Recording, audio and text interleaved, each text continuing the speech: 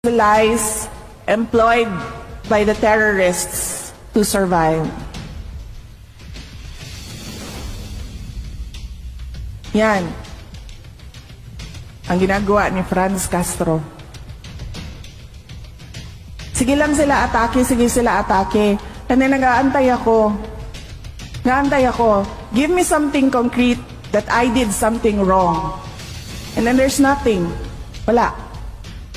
Pero, tuloy-tuloy pa rin yung atake nila in the hopes that yung lie, the lie that they are peddling, that I did something wrong, would take stock sa utak ng mga tao.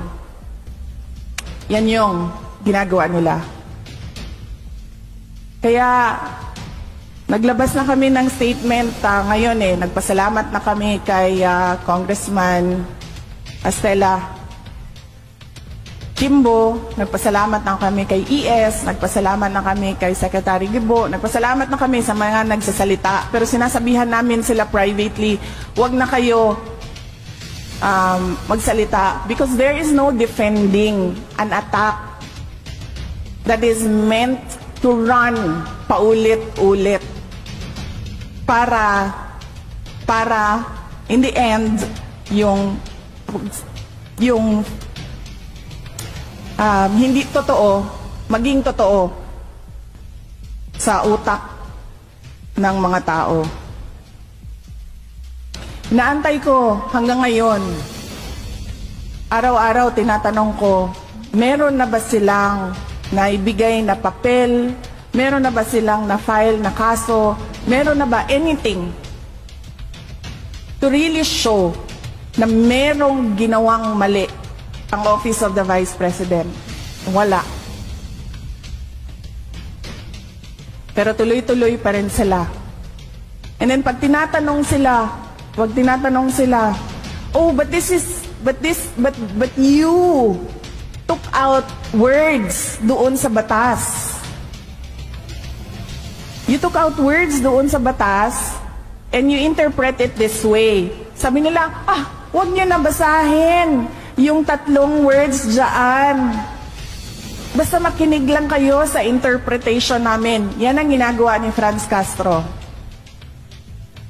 ngayon at ng buong Makabayan Bloc. Kasi alam nila na ginagamit namin ang pera para hanapin yung koneksyon nila sa mga NPA. Tapos sasabihin ni Franz Castro, tingnan nyo, kulang ng 2 million ang enrollment ng DepEd. Tanungin nyo si Inday Sara nasaan ang 2 million na learners ng Department of Education. Kasi hanggang ngayon, kulang ang enrollment nila. Ikumpara natin sa number last year. Pahanap niya sa akin ang mga bata na para bang kinuha ko yung mga bata na yan kasi kung saan-saan. And take note, hindi ako yung may kaso ng kidnapping. Hindi ako yung may kaso ng human trafficking. Si Franz Castro, kinuha niya yung mga bata dyan sa Talaingod kasi ililipat niya doon sa Manila para mag-rally. Siya yung may kidnapping. Siya yung may human trafficking. Hindi pa tapos ang 1 buwan ng pagbubukas ng aming klase. Pinapahanap niya sa akin ang 2 million na para bang kinidnap ko yan lahat at ayaw ko sila mag-aral. Yan yun.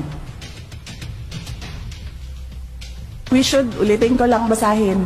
We should expose the lies employed by the terrorists to survive. Pero huwag na kayo sumali, ako na lang.